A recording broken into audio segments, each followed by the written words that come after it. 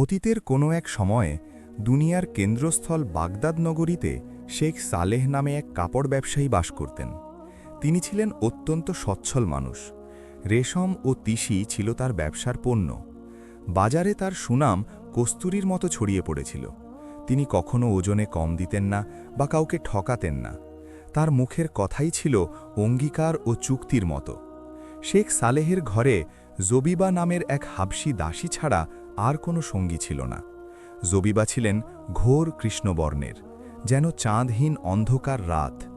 শেখ সালেহ তার মধ্যে এমন আমানতদারি ও সততা দেখতে পেয়েছিলেন যা অনেক স্বাধীন মানুষের মধ্যেও দেখা যায় না।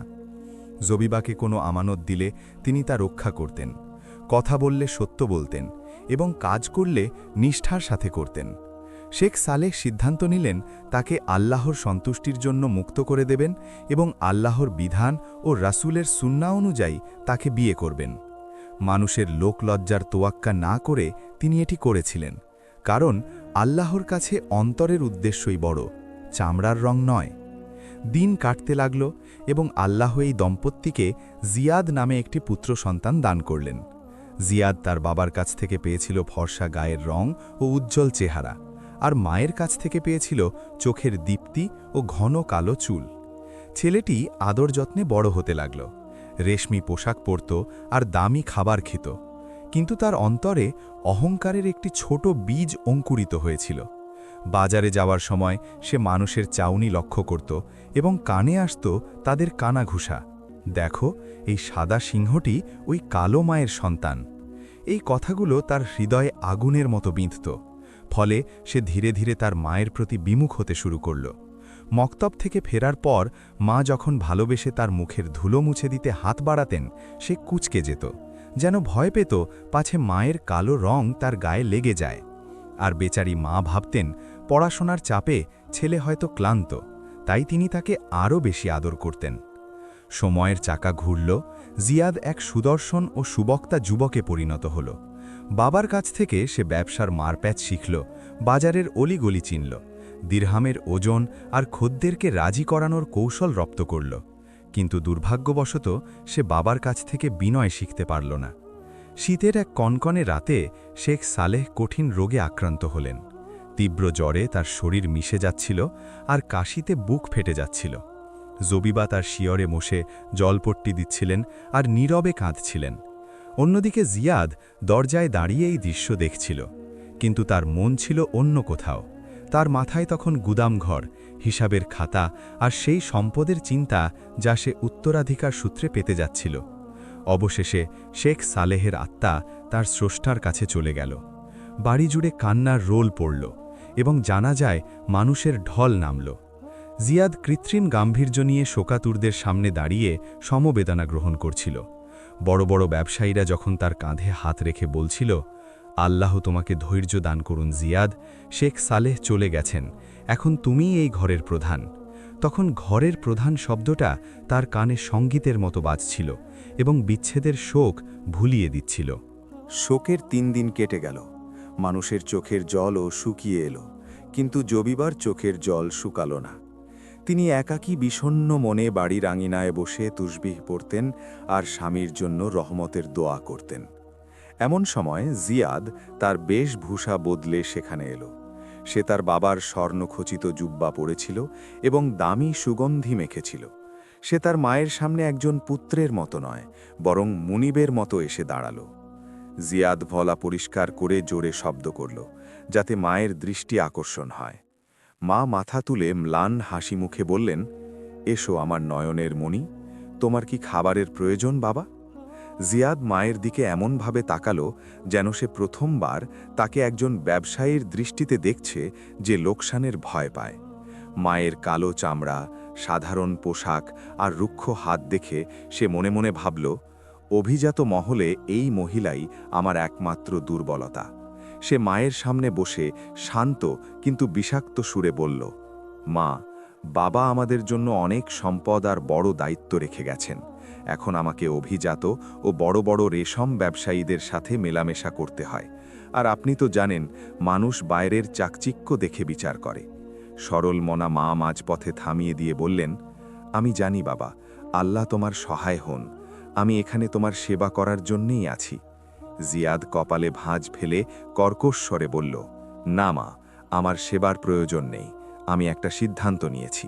সে একটু থামল, তারপর পাথরের মতো শক্ত শব্দে বলল, আজ থেকে মেহমান এলে আপনি ঘর থেকে বের হবেন না, কারো জন্য দরজা খুলবেন না, আর বাজারেও যাবেন না।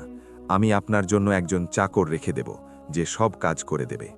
মা অবাক হয়ে তাকিয়ে জিজ্ঞেস করলেন, কেন বাবা, তুমি কি আমাকে নিয়ে লজ্জা পাও?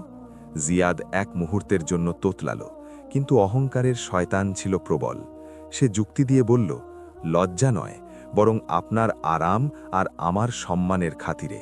বাজারের লোক অনেক কথা বলে, আমি চাই না তারা আপনার পরিচয় নিয়ে আলোচনা করে আমার মর্যাদা কমিয়ে দিক। আপনি আড়ালে থাকলেই সবার জন্য মঙ্গল। এই কথাগুলো মায়ের হৃদয়ে বজ্রপাতের মতো আছড়ে পড়ল। শীতের ঠান্ডার চেয়েও এক শীতল শিহরণ তার শরীরে বয়ে গেল। তার কলিজার টুকরো ছেলে, যাকে বড় করতে তিনি রাত জেগেছেন আর সেবা করতে গিয়ে যার হাত ফেটে গেছে, আজ সেই তাকে আড়াল করে রাখার মতো এক কলঙ্ক মনে করছে। জবিবা কষ্টে চোখের জল চাপলেন, কারণ তিনি জানতেন কঠিন হৃদয়ের সাথে তর্কে কোনো লাভ নেই। কাঁপানো কণ্ঠে তিনি বললেন, তুমি যা চাও তাই হবে বাবা। আমি ছায়ার মতোই থাকব, যাতে আমার কালো রং মানুষের সামনে তোমার ফর্সা মুখকে মলিন করতে না পারে। জিয়াদ উঠে দাঁড়িয়ে তার কাপড় ঝাড়ল, যেন সে পাপের ধুলো ঝেড়ে ফেলছে, এবং দ্রুত বাজারের দিকে চলে গেল। পেছনে ফেলে গেল এক মাকে, যিনি তার হেদায়েতের জন্য দোয়া করছিলেন। জিয়াদ জানত না যে মই বেয়ে সে উপরে উঠছে, তার ধাপগুলো ভাঙা। মাস পার হলো। বাগদাদের বাজারে জিয়াদের দাপট বাড়তে লাগল। দুনিয়া তার সামনে দুহাত বাড়িয়ে দিল। সম্পদ বাড়ল, ব্যবসা প্রসারিত হল। সে দামি পোশাক আর উন্নত মানের ঘোড়ায় চড়ত। কিন্তু মানুষের তৃষ্ণা মেটে না। সম্পদ বাড়ার সাথে সাথে জিয়াদ আরও বেশি আভিজাত্য চাইল। সে তার অতীত এবং ঘরের কোণে পড়ে থাকা বেচারি মায়ের সমস্ত চিহ্ন মুছে ফেলতে চাইল। একদিন দোকানে বসে সে শুনতে পেল ব্যবসায়ীরা রেশম ব্যবসার প্রধান শেখের কথা বলছে। সেই শেখের কথার মূল্য সারা বাগদাদের স্বর্ণের সমান। তার একমাত্র কন্যা রবাব রূপে গুণে অনন্য। রবাব পূর্ণিমার চাঁদের মতো সুন্দরী, এবং তার বাবা বাজারের চাবিকাঠি নিয়ন্ত্রণ করেন। যে তার জামাতা হবে, সে যেন সারা দুনিয়া জয় করবে।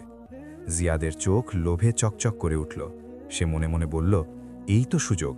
এই মেয়েটি আমার বংশের কলঙ্ক ধুয়ে মুছে আমাকে সবার উপরে তুলে ধরবে। তাকে বিয়ে করলে আমি বড় শেখের জামাতা হব, এবং মানুষ ভুলে যাবে যে আমি এক দাসীর ছেলে। জিয়াদ সময় নষ্ট করল না। পরদিন সকালে সেরা পোশাক পরে, সুগন্ধি মেখে আর দামি উপহার নিয়ে বড় শেখের প্রাসাদে বিয়ের প্রস্তাব নিয়ে গেল। প্রাসাদের জাঁকজমক দেখে সে অভিভূত হয়ে গেল। মেঝেময় পারস্য গালিচা আর সুগন্ধি কাঠের ঘ্রাণে চারপাশ মো মো করছিল।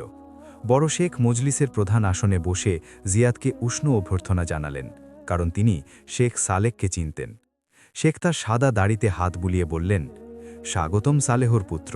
তোমার বাবা খুব ভালো মানুষ ছিলেন, এবং তোমার শিক্ষাও ভালো হয়েছে। তোমার সুনামও শুনেছি। জিয়াদ আনন্দে আত্মহারা হয়ে গেল। কিন্তু শেখ আবার বললেন, শোনো বাবা, আমাদের পরিবার রক্তের বিশুদ্ধতা নিয়ে খুব সচেতন। আমরা সমমর্যাদার বংশ ছাড়া মেয়ে বিয়ে দেই না। তোমার বংশে কি কোনো খুঁত আছে? এই প্রশ্নটি জিয়াদের মাথায় হাতুড়ির মতো আঘাত করল। তার গলা শুকিয়ে গেল। তার মনে পড়ল মা জবিবার কথা। এই শেখ যদি জানতে পারেন যে তার মা এক হাবশী দাসী, তবে তিনি তক্ষুনি তাকে প্রাসাদ থেকে বের করে দেবেন। সেই মুহূর্তে শয়তান তার কানে সবচেয়ে সহজ ও জঘন্য পথটি বাতলে দিল। জিয়াদ মিথ্যা আত্মবিশ্বাস নিয়ে হাসি মুখে বলল, না চাচা যান, আমার বাবা তো বিখ্যাত শেখ সালেহ ছিলেন, আর আমার মা, তিনি এক সম্ভ্রান্ত আরব পরিবারের কন্যা ছিলেন। আমি ছোট থাকতেই তিনি মারা গেছেন। এখন বাড়িতে শুধু এক বৃদ্ধা পরিচারিকা আছেন, যিনি বাবার আমল থেকে আমার সেবা করেন। শেখ আশ্বস্ত হয়ে বললেন, আলহামদুলিল্লাহ, তাহলে আমাদের পক্ষ থেকে সম্মতি রইল। জিয়াদ ঘাম মুছতে মুছতে প্রাসাদ থেকে বের হল। সে ভাবল সে বেঁচে গেছে, কিন্তু সে বুঝল না যে সে তার বিবেককে ডুবিয়ে দিয়েছে। বাড়ি ফিরে দেখল মা জবিবা রাতের খাবার তৈরি করে তার জন্য হাসি মুখে অপেক্ষা করছেন। মা জিজ্ঞেস করলেন, খবর কি বাবা, ব্যবসা কি ভালো হয়েছে? জিয়াদ বসল, কিন্তু কিছু খেল না। সে মায়ের মুখের বলিরেখা আর রুক্ষ হাতের দিকে তাকিয়ে এক মুহূর্তের জন্য দোটানায় পড়ল, কিন্তু আভিজাত্যের লোভ জয়ী হল। সে নিচু স্বরে বলল, মা, আমি বড় শেখের মেয়ের বিয়ের প্রস্তাব দিয়েছি। জবিবা আনন্দে উলুধ্বনি দিয়ে উঠলেন এবং হাত তুলে দোয়া করলেন। তিনি বললেন, কবে আমরা তাকে দেখতে যাব? আমি তোমার জন্য সেরা পোশাক গুছিয়ে রাখব। জিয়াদ কর্কশ কণ্ঠে তাকে থামিয়ে দিয়ে বলল, মা শোনো, কনের বাড়ির লোকেরা বংশমর্যাদা নিয়ে খুব গর্ব করে। তারা যদি জানতে পারে আমার মা এক দাসী ছিলেন, তবে তারা আমাকে অপমান করে তাড়িয়ে দেবে। জবিবার চোখের আনন্দ নিভে গেল। জিয়াদ প্রস্তাব দিল, আমি তাদের বলেছি আমার মা মারা গেছেন এবং আপনি কেবল একজন পরিচারিকা। যদি আপনি মানুষের সামনে এই পরিচয় মেনে নেন, তবেই আমার মান-সম্মান রক্ষা পাবে। জবিবা স্তম্ভিত হয়ে গেলেন। তার নিজের গর্ভজাত সন্তান তাকে মা হিসেবে অস্বীকার করতে বলছে।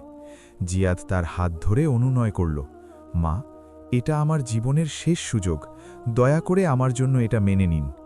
জবিবা একটি দীর্ঘশ্বাস ফেলে বললেন, তোমার সুখ যদি আমার অপমানেই হয়, তবে তাই হোক। আজ থেকে আমি তোমার মা নই, কেবল পরিচারিকা। বিয়ের রাত এলো। চারদিকে আলো আর বাজনার ধুম। জিয়াদ সোনার কাজ করা জুব্বা পরে বরের সাজে বসে আছে, আর এক অন্ধকার কোণে জবিবা সাধারণ পোশাকে দাসীদের সাথে দাঁড়িয়ে তার কলিজার টুকরোকে দেখছিলেন। তার মন চাইছিল খুশিতে চিৎকার করতে, কিন্তু তিনি তা পারছিলেন না। যখনই জিয়াদের সাথে তার চোখাচোখি হতো, জিয়াদ মুখ ফিরিয়ে নিত, যেন সে কোনো শয়তান দেখছে। অনুষ্ঠানের এক পর্যায়ে জিয়াদ তৃষ্ণার্থ হয়ে সবার সামনে চিৎকার করে বলল, ওরে জবিবা, মেহমানদের জন্য জলদি পানি নিয়ে আয়। মায়ের বুকে এই ডাক তীরের মতো বিঁধল। সে এমনকি তাকে খালা বলেও ডাকল না। জবিবা কাঁপানো হাতে পানি নিয়ে গেলেন। জিয়াদ পানির গ্লাস নিয়ে এক ঢোকে পান করে খালি গ্লাসটি ফেরত দিয়ে শীতল স্বরে বলল, কাজে যা। বিয়ের পর রবাবকে নিয়ে তার বাড়িতে এলো। রবাব ছিলেন খুব দয়ালু ও নম্র স্বভাবের। তিনি লক্ষ্য করলেন এক বৃদ্ধা কৃষ্ণাঙ্গ মহিলা নীরবে সব কাজ করেন। একদিন রবাব তাকে ভারী জিনিস তুলতে সাহায্য করতে গিয়ে বললেন, খালা, আপনি আমার মায়ের মতো, আপনি কাজ করবেন আর আমরা বসে থাকব, এটা হয় না। জবিবা রবাবের নরম স্পর্শে আবেগপ্রবণ হয়ে পড়লেন। তার বলতে ইচ্ছে করছিল, আমিই তোমার শাশুড়ি, কিন্তু জিয়াদের রাগী চেহারা মনে পড়ে যাওয়ায় তিনি বললেন, না মা, আমি এ বাড়ির পরিচারিকা মাত্র। জিয়াদ সেখানে এসে রবাবকে ধমক দিয়ে বলল, এদের মাথায় তুলো না, এদের কাজই কাজ করা। সেই রাতে জিয়াদ তার মায়ের ঘরে গিয়ে হুমকি দিয়ে বলল, খবরদার, আমার স্ত্রীর সামনে কখনো মুখ খুলবে না। যদি সে আমার আসল পরিচয় জেনে যায়, তবে সব শেষ হয়ে যাবে। জাবিবা অশ্রু সজল চোখে বললেন, বাবা, আমার জিহ্বা কেটে গেলেও আমি তোমার ক্ষতি করব না, কিন্তু তুমি নিজের হৃদয়ে করুণা আনো। জিয়াদ দরজা সজোরে বন্ধ করে চলে গেল। মা তখন আল্লাহর কাছে দোয়া করলেন, হে আল্লাহ, সে আমার সন্তান, ওরে ক্ষমা করে দিও। মাস গড়িয়ে গেল। জিয়াদ আরও ধনী হল এবং তার মায়ের থেকে আরও দূরে সরে গেল। রবাব অন্তঃসত্ত্বা হলেন। জিয়াদ স্বপ্ন দেখত তার ছেলে হবে চাঁদের মতো সুন্দর এবং ফর্সা। সে রবাবের পেটে হাত দিয়ে বলতো, আমার ছেলে হবে রাজপুত্রের মতো সুন্দর। শেখ সালেহের নাতির সন্তান প্রসবের সময় ঘনিয়ে এলো এবং রবাবের পেট পূর্ণিমার চাঁদের মতো ফুলে উঠল। জিয়াদের অহংকার ও গর্ব আরও বেড়ে গেল। সে রেশমের বাজারে এমনভাবে হাঁটত যেন তার হাঁটার ধরনই বদলে গেছে। সে সজোরে ব্যবসায়ীদের সাথে করমর্দন করত এবং এমন উচ্চস্বরে কথা বলতো যা দূরের ও কাছের সবাই শুনতে পেত। আমার স্ত্রীর জন্য দোয়া করো, খুব শীঘ্রই বানি সালেহের অশ্বারোহী আসবে, সেই উত্তরাধিকারী যে আমার ও তার দাদার নাম বহন করবে এবং তার সৌন্দর্য ও বংশমর্যাদা দিয়ে আমাদের মুখ উজ্জ্বল করবে। সে তার কল্পনায় এমন এক শিশুর ছবি আঁকত যার গায়ের রং বরফের মতো সাদা এবং চোখ বাজ পাখির মতো, যা দিয়ে সে তার কালো মা জাবিবার সাথে যুক্ত শেষ সুতোটিও মুছে ফেলতে পারে। শীতের এক তীব্র রাতে বাগদাদে এমন এক ঝড় বয়ে গেল যা গত কয়েক বছরে কেউ দেখেনি। কালো মেঘ পুঞ্জীভূত হল, আকাশ গর্জন করে উঠল এবং বিদ্যুৎ চমকালো। মনে হচ্ছিল যেন প্রকৃতি নিজেই আসন্ন ব্যথায় চিৎকার করছে। সেই গভীর রাতে তার স্ত্রীর প্রসব বেদনা শুরু হলো। তার চিৎকারে বাড়ির নীরবতা ভেঙে গেল। দাসদাসীরা ছুটাছুটি করতে লাগল এবং প্রদীপ জ্বালানো হলো। জিয়াদ তীব্র উদ্বেগে হাত কচলাতে কচলাতে উঠোনে এদিক ওদিক পায়চারি করছিল। অন্যদিকে তার মা জাবিবা এক দূরবর্তী কোণে গুটিসুটি মেরে বসে কাঁপা হৃদয়ে আকাশের দিকে হাত তুলে দোয়া করছিল, হে প্রভু, তাকে এবং তার গর্ভের সন্তানকে নিরাপদে রাখো এবং তাকে তার বাবার চোখের শীতলতা বানাও। সে দোয়া করছিল, অথচ জানত না যে আল্লাহ তার জন্য অদৃশ্যে এক বিজয় এবং তার ছেলের জন্য এমন এক শিক্ষা লুকিয়ে রেখেছেন যা সে কখনো ভুলবে না। অপেক্ষা দীর্ঘ হল এবং প্রসব কঠিন হয়ে পড়ল। এমনকি সবাই ভেবেছিল যে রাবাব আর বাঁচবে না। হঠাৎ চিৎকার থেমে গেল এবং কয়েক সেকেন্ডের জন্য এক ভয়ানক নীরবতা নেমে এলো। তারপরই শিশুর কান্নার আওয়াজ ভেসে এলো। ছেলে হয়েছে, অশ্বারোহী এসেছে। জিয়াদ উন্মত্তের মতো আনন্দে চিৎকার করে উঠল এবং ঘরে ঢোকার জন্য দরজার দিকে ছুটে গেল। কিন্তু ধাত্রী বেরিয়ে এলো। তার চেহারায় বিভ্রান্তি ও বিস্ময়ের ছাপ। সে কোনো মোবারকবাদ দিল না, হাসলও না, বরং কাঁপা কাঁপা গলায় বলল, জনাব জিয়াদ, ভেতরে যান এবং নিজের চোখেই দেখুন। নিশ্চয়ই আল্লাহ যা ইচ্ছা তাই সৃষ্টি করেন। জিয়াদ তাকে একপাশে সরিয়ে দিয়ে ঘরে ঢুকে পড়ল। রাবাব বিছানায় শুয়েছিল। ক্লান্তিতে তার মুখ ফ্যাকাশে এবং দু চোখ জলে পূর্ণ। সে তার সন্তানের দিকে এক অদ্ভুত দৃষ্টিতে তাকিয়েছিল, একজন মায়ের দৃষ্টি, যার সাথে মিশে আছে অবর্ণনীয় বিস্ময়। জিয়াদ বিছানার কাছে এগিয়ে গেল। তার বুক তখন মাদলের মতো কাঁপছিল। সে তার কাঁপা হাত বাড়িয়ে ছেলের মুখের ওপর থেকে কাপড়টি সরিয়ে নিল। আর তখনই যেন বজ্রপাত হল। জিয়াদের শিরায় রক্ত জমে গেল এবং তার চোখ এতই বড় হয়ে গেল যে মনে হচ্ছিল যেন কোটর থেকে বেরিয়ে আসবে। সে এক পা পিছিয়ে গেল, যেন কোনো ভূত দেখেছে। শিশুটি সাদা ছিল না, বরং তার গায়ের রং ছিল কালো, গাঢ় কালো। দাদি জাবিবার রক্ত যেন পুরো এক প্রজন্ম লাফিয়ে পার হয়ে নাতির মাঝে প্রবলভাবে প্রকাশ পেয়েছে। এটি ছিল আল্লাহর ইচ্ছা, যিনি সেই মজলুম দাদির চেহারা নিষ্পাপ নাতির মুখে পুনরায় এঁকে দিয়েছেন, যেন এটি সেই শেকড়ের জীবন্ত প্রমাণ হয়ে থাকে যা পিতা অস্বীকার করেছিল। জিয়াদ এমন এক চিৎকার করে উঠল যা বাড়ির ভিত কাঁপিয়ে দিল। একে একে রাবাব দুর্বলতা ও নিষ্পাপ দৃষ্টিতে তার দিকে তাকিয়ে বলল, সে তোমার ছেলে জিয়াদ। জিয়াদ যেন পাগল হয়ে গেল। সেই মুহূর্তে তার চারপাশে দুনিয়া যেন ঘুরতে লাগল। সে কোনো নিষ্পাপ শিশুকে দেখল না, বরং সে দেখল দুই পায়ে হাঁটা এক কেলেঙ্কারিকে। সে যদি এই শিশুকে স্বীকার করে নেয়, তবে মানুষ বলবে, এ কালো রং কোথা থেকে এলো। তখন তাকে স্বীকার করতে হবে যে তার মা জাবিবাইয়ের কারণ, এবং সে কোনো ধাত্রী নয়, বরং তার আপন মা। আর সে তার শ্বশুরকে, বাজারকে এবং তার স্ত্রীকে মিথ্যে বলেছে। বছরের পর বছর মিথ্যের ওপর ভর করে সে যে তাসের ঘর বানিয়েছে তা ধসে পড়বে। শয়তান তাৎক্ষণিকভাবে হাজির হল এবং তার তথাকথিত অহংকার বাঁচাতে একমাত্র সমাধানের কুমন্ত্রণা দিল, তাকে অপবাদ দাও। হ্যাঁ, তাকেই বিশ্বাসঘাতকতার অপবাদ দাও এবং নিজের শেকড় স্বীকার করো না। একজন বিশ্বাসঘাতক স্ত্রীর কলঙ্ক তোমার মিথ্যে এবং বংশের কলঙ্কের চেয়ে অনেক হালকা। জিয়াদের চেহারা ক্রোধ ও অকৃতজ্ঞতার এক মুখোশে পরিণত হল। সে ভালোবাসা ভুলে গেল, একত্রবাসের কথা ভুলে গেল এবং আল্লাহকে ভুলে গেল। সে তার স্ত্রীর ওপর ঝাঁপিয়ে পড়ল এবং বজ্রের মতো আওয়াজে চিৎকার করে বলল, এ আমার ছেলে নয়। রাবাব কেলে ভেঙে পড়ল। আল্লাহকে ভয় করো, এ তোমারই ছেলে। ওর চোখের দিকে তাকাও, ওর চোখে তোমারই দৃষ্টি। কিন্তু জিয়াদ তার কান ও হৃদয় দুটোই বন্ধ করে দিয়েছিল। সে উঠোনে বেরিয়ে প্রতিবেশীদের শোনানোর জন্য চিৎকার করতে লাগল, আমার বাড়ি থেকে বেরিয়ে যা, তুই তালাক, তুই তালাক। এই মুহূর্তে চিৎকারের আওয়াজ শুনে জাবিবা তার ঘর থেকে বেরিয়ে এলো। সে জিয়াদের হাতে তার কালো নাতিকে দেখল এবং রাবাবকে মাটিকে পড়ে থাকতে দেখল। সে সবকিছু বুঝতে পারল। সে বুঝল যে আল্লাহ বিচার করেছেন, কিন্তু এর মূল্য অনেক চড়া। জাবিবা চিৎকার করে বলল, না, আমার ছেলে না, এমনটি করো না। নিজেকে লজ্জিত করো না এবং তোমার স্ত্রীর ওপর জুলুম করো না। জিয়াদ তার দিকে ঘুরল। তার চোখ থেকে যেন আগুনের স্ফুলিঙ্গ বেরোচ্ছিল। সে তাকে হাত দিয়ে এমনভাবে ধাক্কা দিল যে সে মাটিতে পড়ে গেল এবং সাপের হিসহিসানির মতো আওয়াজে বলল, চুপ কর, এই বুড়ি ডাইনি, নইলে তোকেও ওর সাথে পাঠিয়ে দেব। সে বাড়ির দরজা খুলে দিল এবং প্রতিবেশীরা এই কেলেঙ্কারি দেখতে জড়ো হল। জিয়াদ এক আহত ময়ূরের মতো দাঁড়িয়ে কালো শিশুটির দিকে ইঙ্গিত করে লোকদের উদ্দেশ্যে বলল, তোমরা সাক্ষী থাকো, কিয়ামত পর্যন্ত আমি এই ছেলের দায় থেকে মুক্ত। রাবাব হতাশা ও কলঙ্কের বোঝা টেনে তার বাবার বাড়িতে ফিরে চলল, আর লোকেরা সন্দেহ ও অভিযোগের দৃষ্টিতে তার দিকে তাকাচ্ছিল। এই খবর খড়ের গাদায় আগুনের মতো বাজারে ছড়িয়ে পড়ল যে সুদর্শন ব্যবসায়ী জিয়াদ বড় ব্যবসায়ীর মেয়েকে তাড়িয়ে দিয়েছে। কেলেঙ্কারি ছিল অনেক বড়, আর রাবাবের বাবা, যিনি ছিলেন বণিকদের সর্দার, এমন কোনো সাধারণ মানুষ ছিলেন না যে তিনি এই কলঙ্কের ওপর চুপ থাকবেন। তিনি সমাজের গণ্যমান্য ব্যক্তিদের জড়ো করলেন এবং তার মেয়ে ও শিশুটিকে নিয়ে জিয়াদকে টেনে হিচড়ে প্রধান বিচারপতির দরবারে নিয়ে গেলেন তাদের মাঝে বিচার করার জন্য। পরদিন সকালে আদালতের পক্ষ লোকে লোকারণ্য হয়ে গেল। সবার চোখ স্থির এবং ঘাড় উঁচানো। বিচারক বসলেন, সাদা দাড়িওয়ালা এক গম্ভীর লোক। তার ডান ও বাম দিকে ফকিহ এবং সাক্ষীরা বসেছিলেন। জিয়াদ মিথ্যা অহংকারে মাথা উঁচু করে দাঁড়াল। সে আত্মবিশ্বাসী ছিল যে বাহ্যিক প্রমাণ তার পক্ষেই আছে। আর বিপরীত দিকে রাবাব মাথা নিচু করে তার কালো শিশুটিকে জড়িয়ে ধরে দাঁড়িয়েছিল। তার চোখের জলে পোশাক ভিজে যাচ্ছিল। তার বাবা তার পাশে দাঁড়িয়ে ফুটন্ত কড়াইয়ের মতো রাগে ফুঁসছিলেন।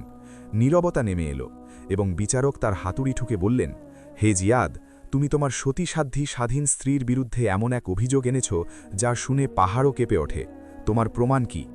জিয়াদ গলা পরিষ্কার করে উপস্থিত সকলের মন জয় করার মতো এক জাদুকরী ও ভরাট গলায় বলল, মাননীয় বিচারক, আমার প্রমাণ তো আপনাদের সামনেই আছে, যা ভর দুপুরের সূর্যের চেয়েও স্পষ্ট। আমার দিকে দেখুন, আমি সাদা, আমার গায়ের রং দুধের মতো এবং আমার বংশপরিচয় সবার জানা। আর আমার স্ত্রীর দিকে দেখুন, সেও চাঁদের মতো সাদা। তাহলে গোলাপের ভেতর থেকে কিভাবে বের হবে? সে হাত দিয়ে কালো শিশুটির দিকে ইশারা করে কথা শেষ করল, এই ছেলেটি না আমার মতো না তার মায়ের মতো। তাহলে ওর এই রং এলো কথা থেকে, যদি না অন্য কারো বীজ থেকে আসে?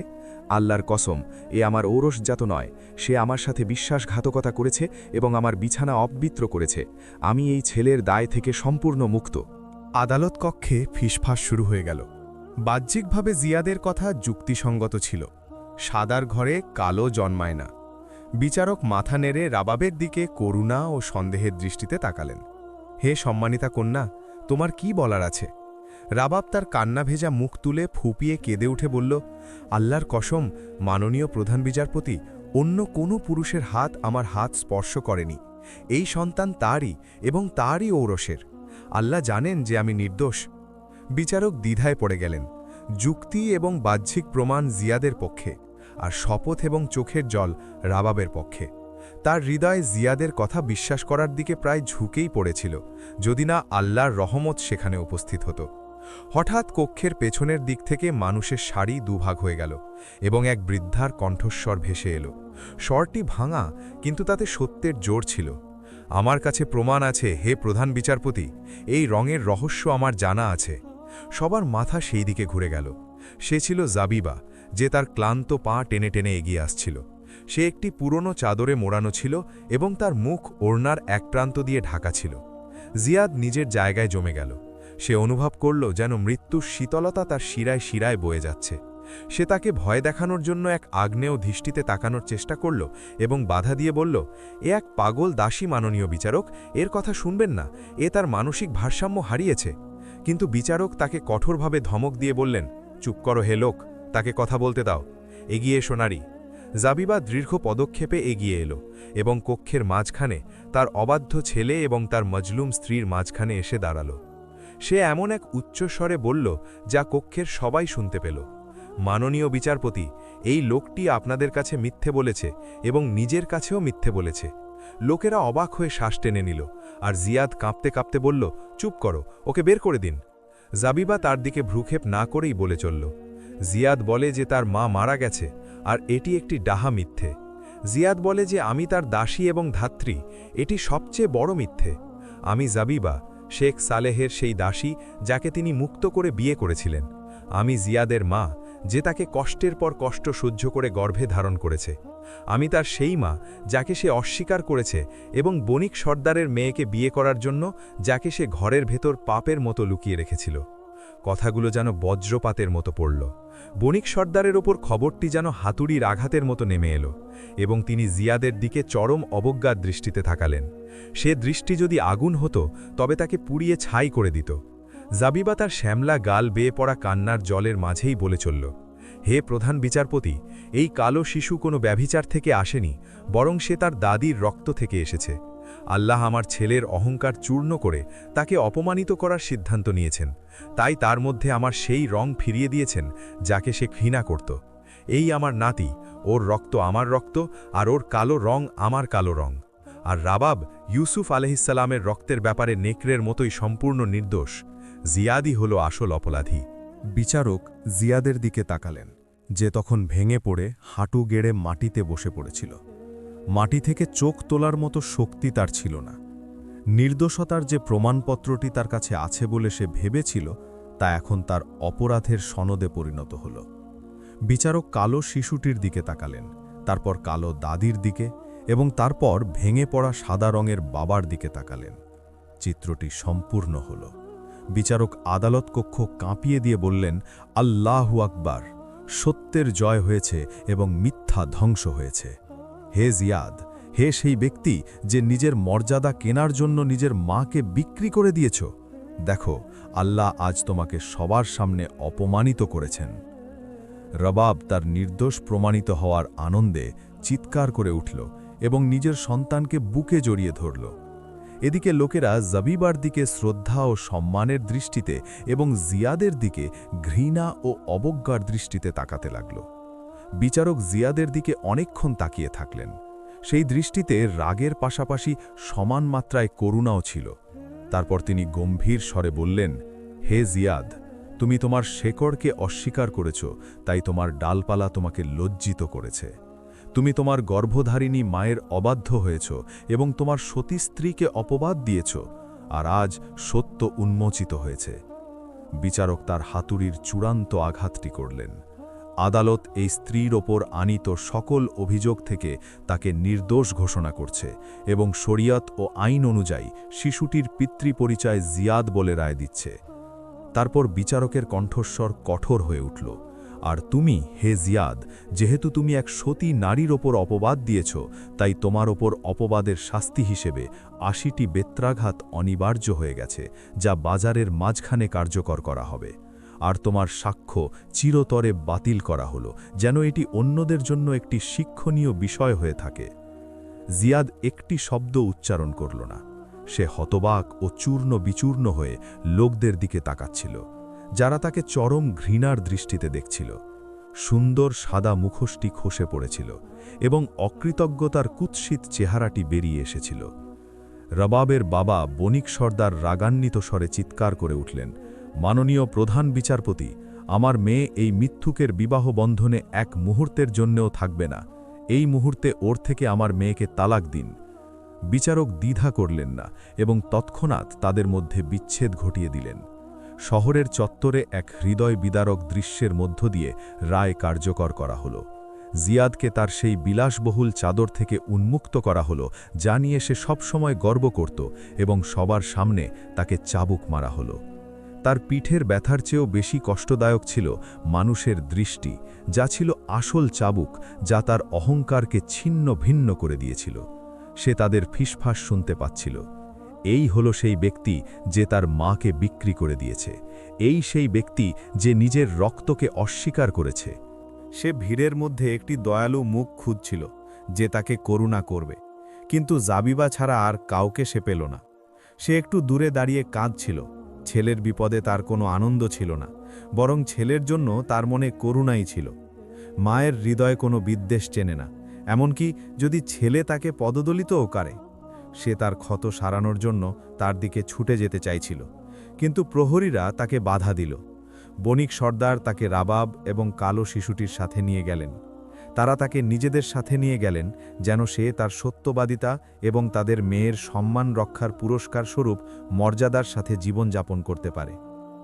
জাবিবা রাবাব ও তার নাতির সাথে চলে গেল এবং বণিক সর্দারের প্রাসাদে একজন প্রকৃত সম্মানিতা নারীর মতো বসবাস করতে লাগল, যাকে সবাই সম্মান ও সেবা করত। সে তার কালো নাতিকে বড় করতে লাগল। দাদার নামের সাথে মিলিয়ে সে তার নাম রাখল সালেহ। শিশুটি সম্মান ও মর্যাদার মধ্যে বড় হল এবং একজন সত্যবাদী ব্যবসায়ী হয়ে উঠল। সে তার গায়ের রং নিয়ে গর্ববোধ করত এবং তার দাদিকে নিয়ে গর্ব করত, যার পায়ের কাছে বসে সে বলতো, ইনি আমার মাথার তাজ এবং আমার আশীর্বাদ। অন্যদিকে এই কেলেঙ্কারির পর জিয়াদের ব্যবসা ধ্বংস হয়ে গেল। কেউ তার কাছ থেকে কিছু কিনত না, কেউ তাকে কিছু বেচত না। বাজার ও সমাজ তাকে একঘরে করে দিল। সে তার সব সম্পদ হারালো এবং তার ঋণ শোধ করার জন্য তার বিলাসবহুল বাড়িটিও বিক্রি হয়ে গেল। সময়ের ঘূর্ণিপাকে এক সময় সে বাগদাদের বাজারে এক দরিদ্র মুটে হয়ে গেল, যে তার বাঁকা পিঠে ছেঁড়া পোশাকে মালপত্র বইত এবং তার ফ্যাকাশে মুখ অপমানের ধুলোয় ঢেকে থাকত। বলা হয় যে জীবনের শেষ দিনগুলিতে সে মসজিদের এক কোণে বসে মানুষের কাছে হাত পাতত, আর যদি কোনো কালো চামড়ার শিশু তার পাশ দিয়ে যেত তবে সে হাউ মাউ করে কেঁদে উঠত, দুই হাতের তালুতে নিজের মুখ লুকিয়ে এমন কিছু বিড়বিড় করে বলতো যা কেবল সেই বুঝতে পারে যে অবাধ্যতার তিক্ততা স্বাদ গ্রহণ করেছে। হায় যদি আমি তার পা চুম্বন করতাম, হায় যদি আমি তার দাস হয়ে থাকতাম। মর্যাদা তো হারিয়েছে, এখন শুধু কলঙ্কই অবশিষ্ট রয়েছে। জিয়াদ তার নিজের শহরেই একাকী ও অপরিচিত অবস্থায় মারা গেল এবং তার জানাজায় গুটি কয়েক দয়ালু মানুষ ছাড়া আর কেউ হাঁটল না।